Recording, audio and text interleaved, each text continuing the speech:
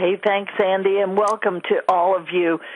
You know, Dodd-Frank mandated that the Consumer Financial Protection Bureau combine the RESPA GFE and the Early Truth in Lending Disclosure, the HUD-1, and the Final Truth in Lending Disclosure. So they've issued their proposal to do just that. It's 1,099 pages in that proposal, and let me tell you, there's no fluff in there. They needed that amount of space to discuss this all, and the bottom line is you basically toss out everything you know about mortgage lending and mortgage lending disclosures. So much has changed. And once these become final, and we're waiting for them to become mandatory, and we're going to have a foot in both worlds, it's going to be confusing as all get out. But there are some concepts and some new approaches that you need to start getting in your head now. So we're going to be focusing today on the proposed new forms, the loan estimate and the closing disclosure. They not only have the information that used to be in the old forms that they're combining, but they're going to be building in a lot of new information mandated by Dodd-Frank, from the negative amortization statement to the escrow account disclosures and everything else shown in the bullet point list that is on page 1 of your materials. It is, the goal is to present the consumer with all the information they could possibly need to truly understand the transaction that they are entering into. So, Jack, set the stage for it a little bit. All right. Well, these revisions that we're talking about today, the forms themselves, you know, they're combining what used to be in RESPA with what used to be in Truth in Lending, but the resulting product is lodged in Truth in Lending. So the information about how to fill out the forms, it's in Regulation Z and the commentary to Reg Z. All right, so they've combined stuff from RESPA and brought it over. Mary Beth, you made two comments there a moment ago, and while we largely agree on things, you said there was no fluff in the reg. You know, it's not the agency's fault, but there is some fluff in there. All that stuff about the Paperwork Reduction Act. Oh, yeah. Yeah, I understand your comment, though. And you also said throw out everything you already know.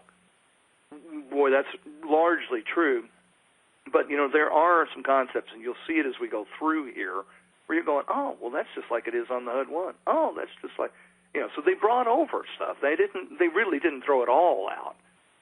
You look at the forms, you think, I've never seen anything like that before. But as you dig in, you'll see there is some familiar terrain. But anyway, the information we got, it's all in Reg Z now. If you look at the table in the middle of page 2, some of the rules we're going to review today come out of Section 19, and that's in Subpart C, which is rules for closed-end credit. But the bulk of the new information about these forms is contained in Subpart E. A couple of new sections to Subpart E is where we're going to find most of that information. You know, Mary Beth, Truth in Lending, the law happened in 68, went into effect in 69, and it's changed pretty much every year for its whole life, it seems like. We have some change every year. But the last time we had anything this big was back in 1981 and 82 when we went through simplification, okay? I mean, I can remember it still. It was overwhelming. It was so different than what we had before. And that's when loan origination software first came into being. People were so overwhelmed, somebody said, we need to automate this, because computers were around at that time. And so it was a game changer in 82. What we got going on in 2012 is a game changer as well. Folks, one of the things that I am begging you to do, and we're setting you up to do it. Andy mentioned that the book is somewhat voluminous, and it is, and I'll take full blame for that. It's 201 pages long. We could have cut out a lot of it and done this with 30 or 40 pages probably. The main thing that we put in here for you were all the instructions for filling out the two forms. They're contained in the regulation, in the commentary. We combined them all together. So when you're looking at some item on page 2 of the loan estimate form, we have what the reg says about it and what the commentary says about it right there together. Now, what I'd like for you to do, what I'm begging you to do, is take these forms, the 2 new forms, take a recent mortgage loan that you've done, and sit down and fill out these 2 forms using the information out of your loan file. Now, that exercise will do a couple things for you. One, you're going to see, there's a whole lot of stuff that's on the form. It's somewhere different over here, but what's on the old forms, a lot of it does appear on the new form. So, okay, those are easy to fill out. And then you'll have some new areas, and you're going to figure out, okay, how do we do this? It's brand new. I've never seen it before. We've given you the instructions. You read through it. You try to figure it out. And, folks, you guys are experienced mortgage lenders. If you can't figure it out, that means the mission has not been accomplished yet.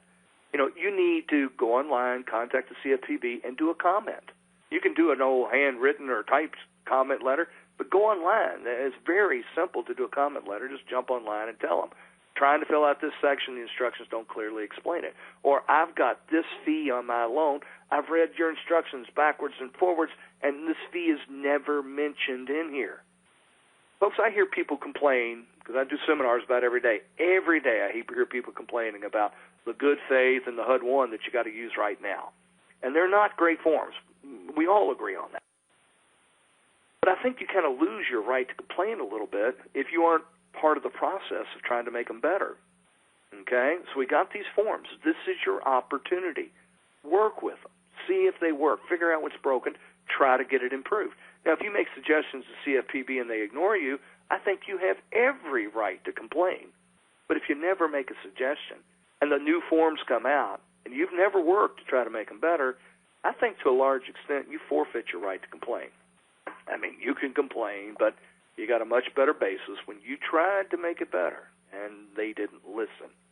So we're going to dive into the form, and Mary Beth's going to get us started with what I refer to the general rules before we get into the specifics about here's how you fill out this line of the form. Mary Beth?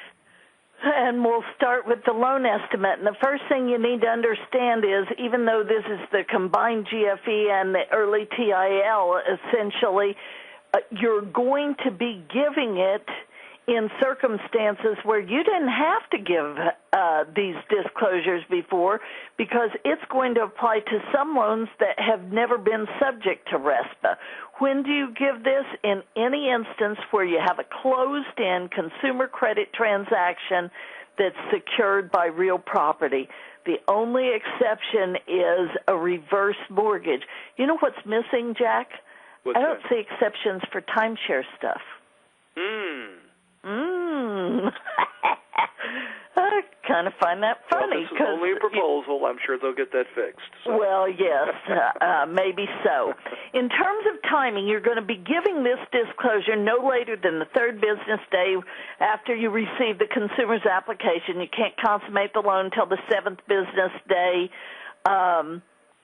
after the loan estimate's been delivered. So the timing is very similar to what it had been for the early truth in lending disclosure before, and so is the manner in which you deliver it, the way that you consider the days to be counted, and then the fact that the consumer still has the ability to waive or modify the waiting period if there's a bona fide personal financial emergency.